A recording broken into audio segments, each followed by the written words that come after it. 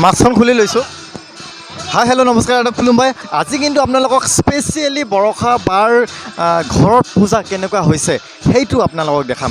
আচলতে এই গোটেই ভিডিঅ'টো বৰষা বাৰ ঘৰত পূজা কেনেকৈ হৈছে, তেওঁ কেনেকৈ আহিছে, কেনেকৈ আৰতি কৰিছে, সকলোখিনি দেখাম। আজি হৈছে নৱমী আৰু এই নৱমীৰ দিনটোত তেখেতৰ ঘৰত কেনেকৈ পূজা অনুষ্ঠিত হৈছে এইখিনি আপোনালোকক মই দেখাম। আপোনালোকে ধুনীয়াকৈ চাই থাকক।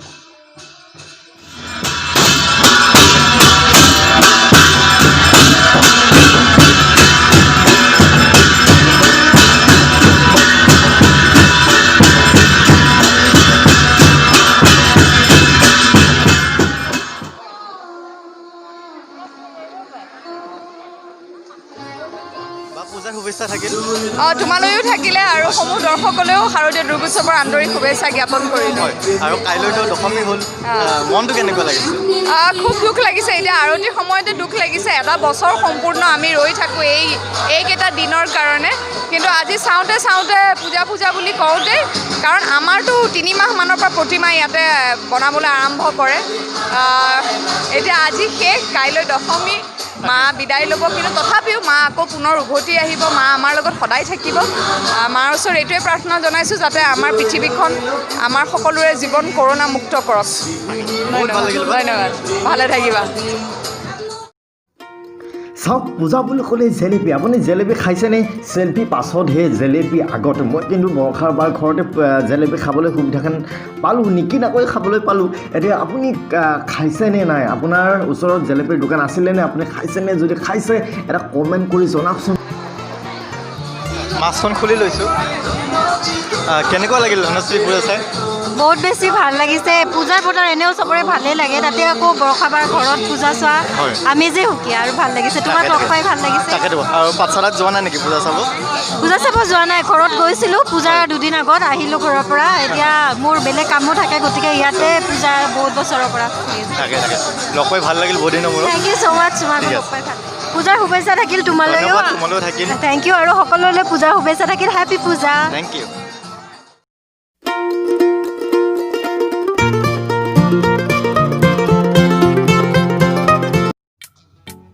চাওক, মানুহৰ ভাল লগা মুহূৰ্তবিলাক বহুত বেলেগ বেলেগ।